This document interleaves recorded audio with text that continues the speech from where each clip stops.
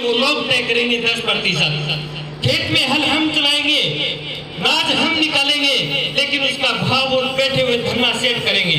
चाहे हमारी वो मिर्च मसाले की फैक्ट्री हो, चाहे साबुन की फैक्ट्री हो, वो पैदा हम करेंगे, लेकिन उनका भाव वो धरना सेट करेंगे, क्योंकि उनको पता ही नहीं है कि आम आदमी की समस्याएं क्या होती है। मैं एक टेबलेट का उदाहरण बताता हूँ। जब हम मेडिकल में जाते हैं तो एक टेबलेट के ऊपर लिखा हुआ होता है कि यह 60 रुपए का पत्ता है। आपा टिकड़ी बोला यकीन है कि 60 रुपए का है।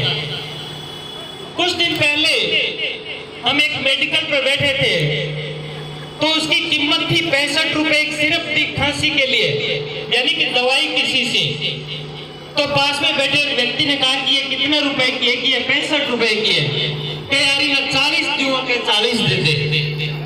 अब वो आदमी थोड़ा जागरूक था, उसको पता कि यार इसके ऊपर 65 लिखा हुआ है, 40 रुपए में कैसे दे रहा है। तो हमारे में पास में बैठा हुआ मेडिकल में काम करने वाले एक साथी ने कहा कि चलो इसकी जो कीमत है वो बताता हूँ। तो उसने जो MR होता है, यानी दवाई की कंपनी वाला, उस MR को फोन किया तो उन्होंने कहा कि 6.5 रुपए लगा दूंगा। यानी कि उस दवाई की शीशी की कीमत 6.5 रुपए, और हमसे कितने रुपए लिए जाते हैं?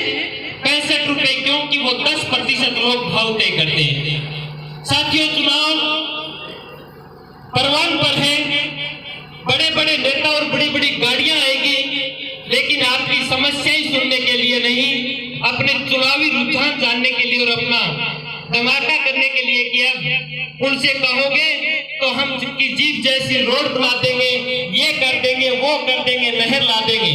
लेकिन मैं तो देख रहा हूँ नहर को भी, अभी पिछले गांव में देख रहे थे कि इस नहर की निचाई लगभग 40 से 50 फुट है। शायद वहां से पानी आने वाले 20 या 30 सालों में नहीं लग पाएगा।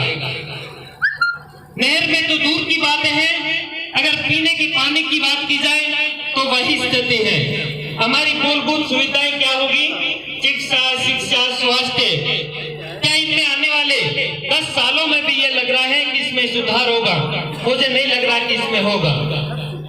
चाहे वो अन्याय अत्याचार की बात हो, उत्पीड़न की बात हो, पिछले 5 सालों से भाई नरसी बिछड़ी हमारे बीच, चाहे वो किसी भी समस्या हो बताई जाती है, उसे पहुंचने का प्रयास किया जाता है। कहीं की घटना हो, लेकिन हम लोगों ने इन पार्टियों को पकड़ रखा है। और पार्टियों को भी पकड़ा कैसे है कि हम छोड़ने का नाम नहीं ले रहे। हम ये नहीं देखते कि ये व्यक्ति काम आएगा या नहीं आएगा। मैं एक छोटी सी कहानी बताता हूँ कि एक गांव का सीधा साधा व्यक्ति एक गधे का पूंछ पकड़ लेता है और वो पूंछ पकड़ के बैठ जाता है।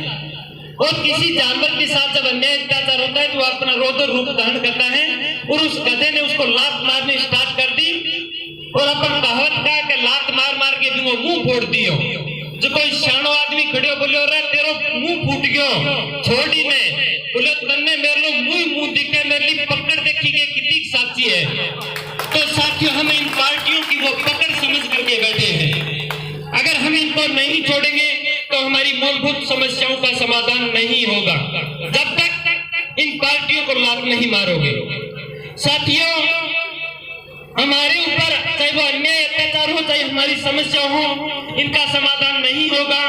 क्योंकि किसी गांव में एक दंगल होने वाला था और उस दंगल के अंदर रखा गया कि जो भी पहलवान वो जीतेगा उसको इस बकरे को भेंट किया जाएगा। तो जैसे ही पहलवान मैदान में आता है और जमीन को सैल्यूट करके बोलता है कि अगर मैं जीतता हूं तो इस बकरे की चटनी मिलाकर पूरे गांव को खिलाऊंगा। दूसरा पहलवान आता है कि जैसे ही मैं जीतूंगा तो इस बकरे की चटनी बनाकर के पूरे गांव में बांटूंगा या खिलाऊंगा। साथियों, वो पूरा वाकया वो बकरा सुन रहा था, देख रहा था। उसने सोचा कि चाहे ये जीते या ये जीते, तेरी चटनी बननी है और तू पूरे गांव में बंटना है। साथियों, चाहे वो कोई भी जीते, हमारी चटनी बननी और बनती आई है। इससे अच्छा है कि आने वाले बाहरी इन उम्मीदवारों को भगाइए और एक स्थानीय साथी को चुन करके विधानसभा में भेजिए, ताकि हमारी मूलभूत समस्याओं का समाधान हो सके, तभी हमारा विकास हो सकता है। इसी के साथ मैं यूं कहूं तुंबाराम जी आर्य कहा करते थे कि चेतो राखियो